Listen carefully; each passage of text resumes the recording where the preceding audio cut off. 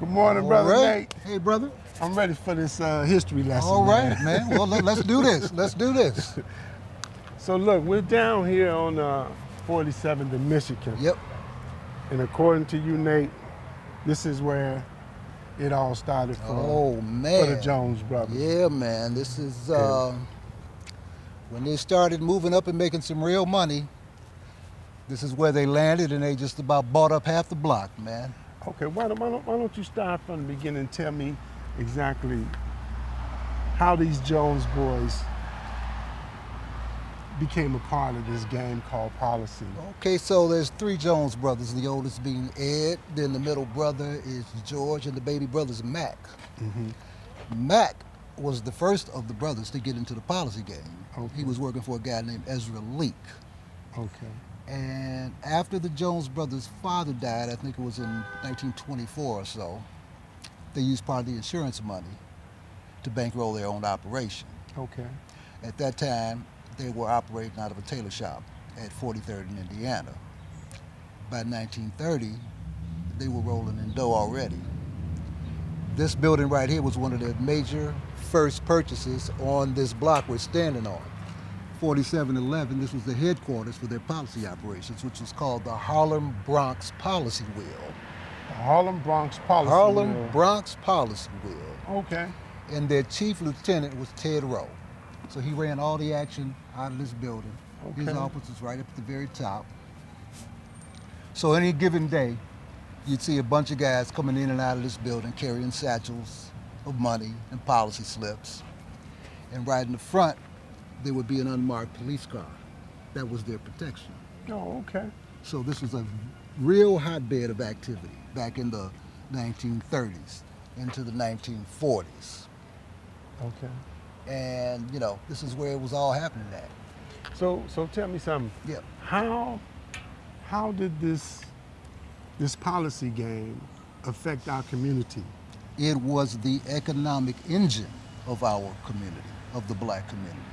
Keep in mind, we're talking about during the Depression years. Okay. These black guys on the south side of Chicago were making more money than anybody.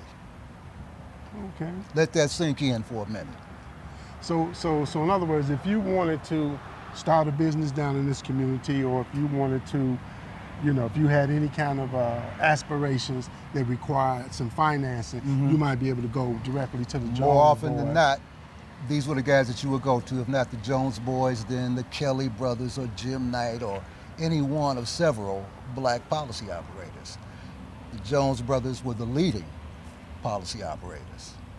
Okay, so what made the Jones boys so special in their, Well, the way they operated? Their family lineage really had a lot to do with that. Their father was Reverend Dr. Edward Perry Jones Sr., co-founder of the Black National Baptist Convention.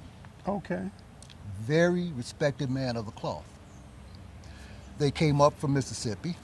They first landed in Evanston. So these guys, these three brothers, they wasn't born here. No, Okay. but they were the sons of one of the most respected preachers in the country Oh, and most okay. influential preachers in the country. Their father was a big-time Republican in the state of Mississippi. This is a black man we're talking about. Okay. Think about that for a minute, coming out of the late 1800s, going into the early 1900s. Okay. All right? A very powerful man. Then he was an odd fellow and a Mason and all these different things. But that's where a lot of that came from. These were the sons of one of the most prominent black preachers in the country. So how did they wind up here in Chicago? Well, they first landed in Evanston because their father came up to help build this church that still stands today. Oh. And from Evanston to Chicago is how it happened. So they landed in Evanston about 1917, 1918. Mm-hmm. And they were living in the little, I don't know what you call it, a little coach house right next door to the church. Okay. And at that time, Ed was running a taxi business out in Evanston. He had probably done the same thing in Mississippi, but they ran that out of Evanston for a while too. And then they ultimately moved here into Chicago. So these guys have formal educations? Actually, yeah. Ed was at Howard University, and George was at the University of Chicago, and Mac, I forget where he went to college, but he was at Hyde Park High School. So these guys was pretty educated. Yeah, they were very educated, and yeah, I think it was right about 1919, right after the race riots, is when Ed took off for college. And originally he was studying medicine, and he became a Pullman porter supervisor on a dining car. And according to some legends, he ran crap games on some of those trains. Okay, so policy really wasn't a stretch for him, huh? No, I mean, gambling, as you know, especially in Chicago in those days, gambling was synonymous with Chicago. People came from all over the world to come to Chicago to gamble. Okay. So, you know, that's just pretty much what was happening at that time. And, you know, it was kind of a hands-off policy with the police and the court system. I mean, gambling was just wide open in Chicago in those days. It's just kind of accepted. You know, yeah. Okay. So it was no stress. And then also keep in mind, as black men, they did not have a whole lot of options Right. in those times. Gambling kind of fit. So it's not so much about the proceeds that were being taken in, it's what they were doing with the proceeds. So the police had a kind of a no harm, no foul policy toward gambling, as long as we was gambling amongst ourselves and it really wasn't affecting them. They called it a blind tiger. Oh, okay. That's the term in those days. So as long as you were giving the cops on the beat their envelope on a regular basis, everything was cool. Oh, okay. Yeah. So a lot of people were feeding off of this, man. Oh, okay. Yeah. Okay, so now I get a better understanding as to how it was accepted. Mm-hmm. You know. Let me ask you this. So how did these guys? How did you get involved in policy? How did you sign up? It really wasn't hard to do, man. I mean, because it was all over the place. Listen, in 1905, the state of Illinois established the anti-policy law. Well, in 1903, New York established an anti-policy law. It was wide open.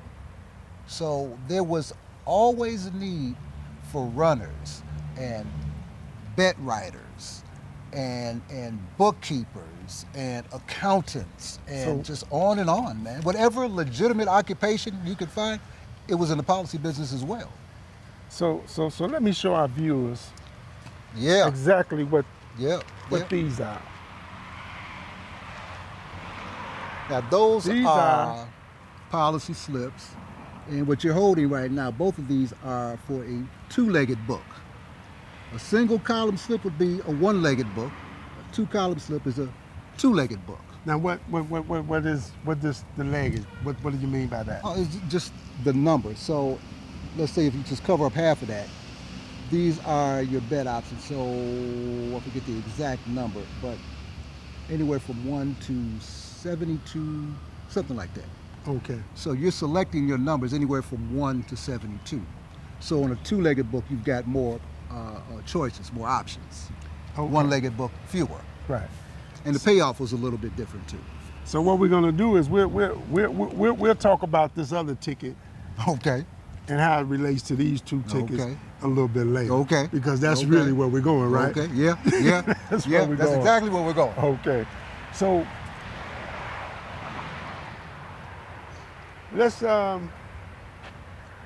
go across the street and you tell me a little bit about the building across the street on 47th and Michigan. Yes, sir. Okay.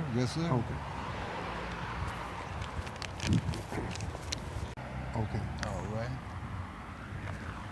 You can do this without getting hit. Hold on. So as we cross the street, Nate, to the west side of Michigan. 4726. 4726, man. Tell me, man, this is a nice looking building. It's hard Yeah, to believe still immaculate. Still immaculate. After all these years, but this is another major purchase that they made on this block, the Jones boys. This is where they lived at. Each brother had an apartment. And also, one of their very best friends was John Woolley. Okay. John also had an apartment in this building. John Woolley was the king of the speakeasies. Okay. This guy was opening a new joint every 5 minutes. It was unbelievable. 31st Street, 35th Street, 47th Street, 43rd Street, 55th Street. Oh, this wow. cat had speakeasies everywhere, man. And he lived in this He building? lived in this building, and he also had a bankroll tied up in the policy game. Okay. Yeah. Okay. But yeah, each brother and John, well, he had an apartment in this. One of the significant things about this building is that, keep in mind, these guys were very well known to the black community all across the country. Okay. This is where the biggest black stars in the world came to party. When they came Josephine to town, Baker, Count Basie, Duke Ellington, names I can't even think of right now. This was the hot spot. So imagine if you're just a regular Mo living on the block or in the neighborhood, and you're coming up and down Michigan, it was not a big deal at all for you, you know, to see major run into, entertainment. to see all these major global entertainers. It was a regular thing. Getting in and out of hot cars, wearing fur coats, you know, the whole business, you know, the whole deal, man. Yeah. So this strip here was hot, huh? Man, this is where it was happening at. So this place was talked about a lot from one end of this country to the other, man. Yeah, I can't say enough about it. Wow. So what about is these two buildings? No, they're not. No, they're not connected. But what but about that? What about that? this is a building? now here. Yeah, this is just to the north of the Jones Boys building. It's a multi-unit apartment building. A lot of the guys that worked for the Jones brothers lived in that building, and at least 2 or 3 of the units in that building were policy stations. Oh, okay. So again, it's just a hotbed of activity here, man. This entire block was a fortress. Half the people that lived on this block were in the policy game, one way or another. Wow. And 9 out of 10 of them were working for the Jones This Boys. is definitely, yeah. So it's just day and night, constant. You know, I hate to use this as a comparison, but if you look at today's drug trade, Uh-huh. where you see these dope houses and people going in and out of there buying crack and all that level of activity, you could associate that level of activity with the policy game in those days. Well, I'll tell you what, man. I can remember as a small boy. So it was in the early '60s, and my father played policy. Okay. So I remember seeing these slips around the house. Yep. So when I look at these old slips, they remind me of the slips that was around the house when Yeah. I was a little boy. Yeah, man. yeah. Yeah. So Yeah, all of us kind of grew up seeing those things but not really knowing what they not were. really knowing. But you mentioned your father. Yeah. You remember Colin Powell, Colin Powell. General? Yeah, General Colin Powell. Yeah. In his autobiography, he notes that his father bought their first family house with money that he won playing policy. Wow. That's interesting. You can look that up. That's interesting. So there was no shame in it among us, because this is how we survived, this is how we prospered, this is how we established and built small businesses that kind of grew. There's a lot of that. So when you think about Ebony Magazine, Johnson Publishing, Yeah. when you think about Gladys's Restaurant, when you think Mm-hmm. about all of these famous hot spots here in Bronzeville, policy had a lot to do with that. I'm man. sure. I'm sure. And so this is what kind of puzzled me growing up down here, because I would hear all these stories, these fabulous stories about the community and the wealth that was down here in Yes, terms sir. of black folks having their own businesses. That's right. I would hear this, but by the time I got into grammar school and obviously into high school, all of it was gone. So it was like a contrast. It had me kind of puzzled. All of it was gone, and all of the men who ran all of that, the Jones Boys, Big Jim Martin, Jim Knight, all those guys, they had died off or were dying off. So the most you would hear, for example, if you were sitting at the breakfast table or the dinner table and your dad whipped out the newspaper, there might have been a small mention that, Big Jim Martin, West Side Policy King, died. Mm-hmm. He might mention that to your mom or something like that, but it was not going to be a big table discussion. Yeah. So the information just wasn't transferred from generation to generation. They didn't. So that's why I never heard or never understood how we went from one state in the community to this present state, because the information was never passed down. Okay, and there's a very good reason for that. Our parents and grandparents' generations, they stopped talking about the policy game mostly right about 1952 after Ted Roe was murdered. Mm-hmm.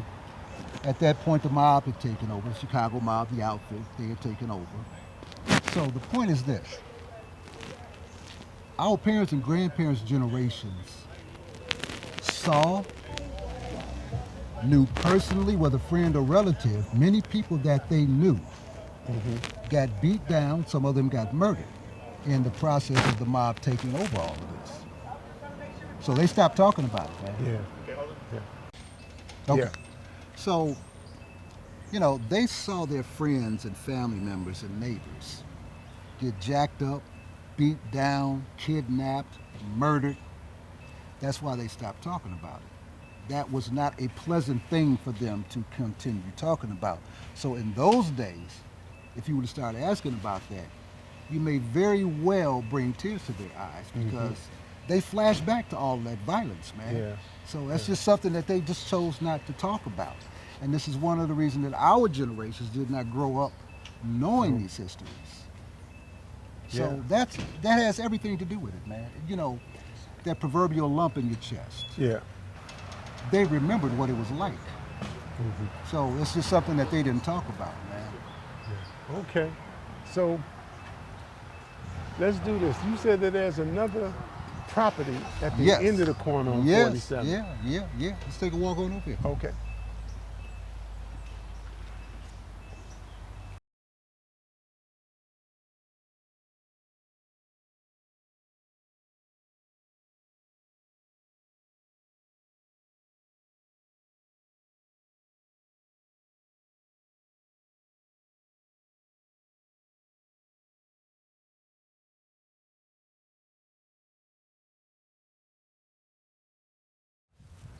So what do you think about this property, man? Man, I think this is a beautiful, beautiful building, man. 4747 South Michigan. It's amazing, man. This is another major purchase that the Jones boys made when they started buying up this block. They bought this property for their mother, Oh, okay. Mother Jones. And one of their cousins also lived in this building. And their main bodyguard, Brock, also stayed here, Okay. keeping an eye on Mother Jones. So that was his job. That was his job. So to get to her, you had to go through him. And if you were not closer, you were not, that wasn't going to happen. But this building was, so Mother Jones is married to Reverend Dr. Jones. Okay. That's a thing in itself. But now her sons become rich and famous and affiliated with all of these movie stars and club entertainers from around the world. So when they're all across the street partying at the Jones Boys Six Flag, many of them would come across the street to pay their respect to Mother Jones. You did? Right. So again, this block was a hotbed of activity, man. Okay. So all of this is going on. And all while that's happening, right down the street at their headquarters, you got all this policy action going on back and forth. You got the police cruising the block. So I'm just imagining what this block looked like on a daily basis. It had to be just a sight to see. Man. Yes. Very strong, positive vibe was happening on this block. And the really funny thing about all of this, you walk right around that corner, you're a block and a half away from the police station. Just around this corner. Yeah. On 48. Yeah. We're on Michigan, so you just walk over to Wabash. And there's the big 48th Street Police Station. Wow. And courthouse. 28th Municipal District Courthouse. Now that's amazing. Okay, man. so that's amazing. Everybody knew what was happening. Everybody knew what was happening. Ain't no way you could not know. Okay, everybody knew what was happening. Everybody knew that this is where the money was. This is where the stars were hanging out. Okay, this is it. This is it. This is ground zero for all of that, man. But let me ask you something, man, about yourself. What prompted you to want to tell this story? And so you wrote a book. What year was that your book came out? First published in 2001, then it went wide in 2003. So the thing that made me get into this, I've been asked that a lot. As men, or boys growing up to men, one of the things that we all have in common is our affinity for gangster movies. Mm-hmm. You know, St. Valentine's Day Massacre, Valachi Papers, you know, Godfather, all of that. At one point, I began to wonder, wait a minute. What were the brothers doing back in those days? And I vowed that one day I was going to look it up to find out what the brothers were doing. Because we were there, but we were never outside of it's of never that been history. represented. Absolutely. So one day I walked into Woodson Library at 95th in Halsted, and I didn't leave for 9 years. And that is where it all came together.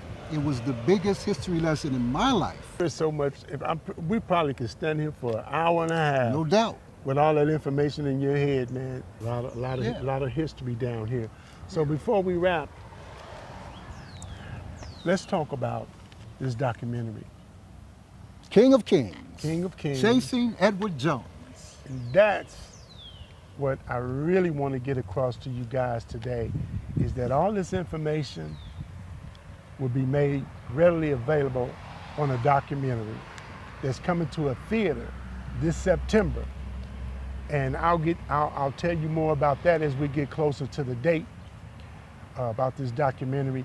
Tell us who put together this documentary. So, King of Kings, Chasing Edward Jones, is a production of Ed Jones' granddaughter, Harriet Marin Jones. She and I hooked up right about, oh man, it's been a good minute. I think it was right about 2015, 2017, somewhere along in there. I had spent some time with her mother, which is Ed Jones' daughter, Okay. back in 2006.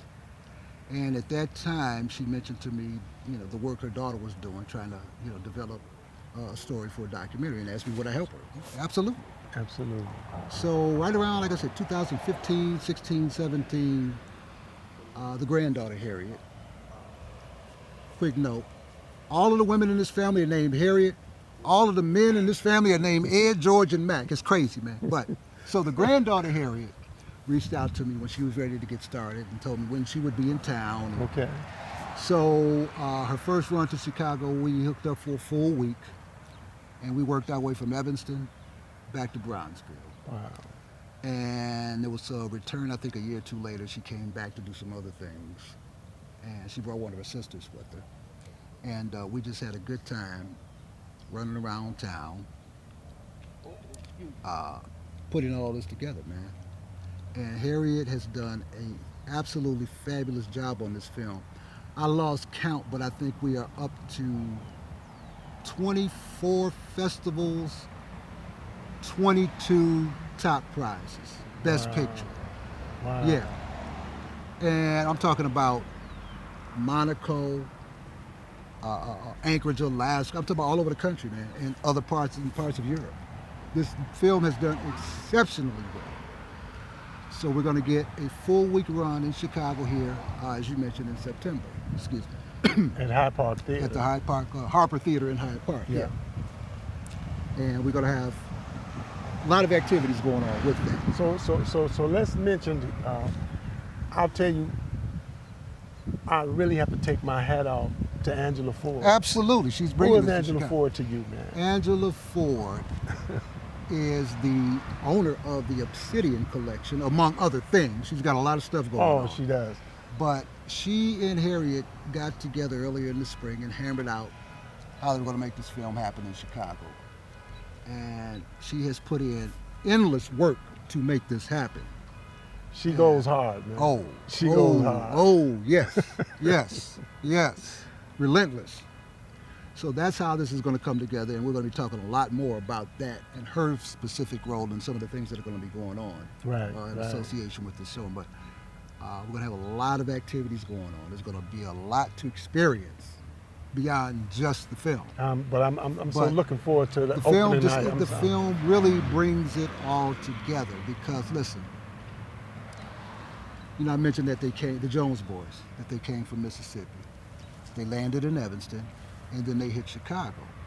But then came the time when Ed moved his family to Paris and to Mexico. And all that is in the documentary. So all of that's in the film. All of that. And everything that was happening to the Jones brothers' empire here while they were in Mexico and while they were in Paris, and the things that were happening to them in Paris. All right, so there's a lot that comes into play. The penthouse apartment where they lived at in Paris was taken over by the Nazis. All that is in the documentary. All of that's in the film, man. Yeah. All that's in the film. Nate, first of all, I want to thank you for coming out. My pleasure, brother. My pleasure. And my pleasure. This history lesson. My pleasure. Straight from your heart, because I can see that this is a very passionate story for you. Yeah, I put in a lot of years with this story, believe me. So what we want to do is, we want to let you guys know again that this documentary will be viewed. It's coming out in September at Hyde Park. What's the name of the theater again? The Harper Theater. The Harper Theater in Hyde Park. 53rd Street, yeah. In September. And we'll get back with more information about how to get tickets. And actually what I want to do is I want to give away some tickets. I'm going to give away some tickets. And so what you're going to learn watching that documentary is how these tickets from the game of policy became this ticket, the state lottery. And you will be fascinated. You will be fascinated. Am I right? Oh, absolutely. So that's a whole other story within itself. So stay tuned for more information, and I'll keep you abreast on the progress, and we'll talk to you soon. Thank you.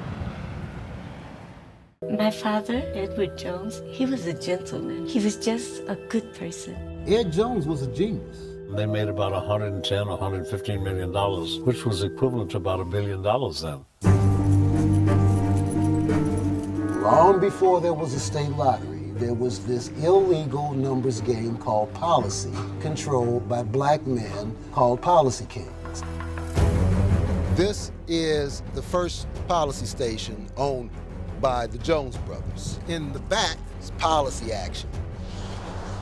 Policy was an economic arm of the black community. The feds went after the Jones brothers. It really didn't have anything to do with gambling. Ed Jones had a lot to do with the shift from Republican to Democrat. This was really a move by the government designed to get this black man out of power and out of influence.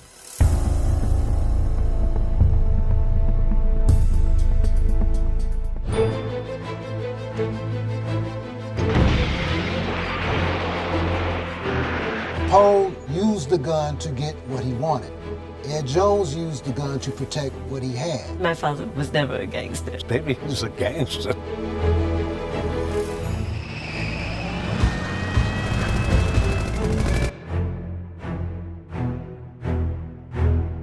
This takeover probably couldn't happen without political blessing.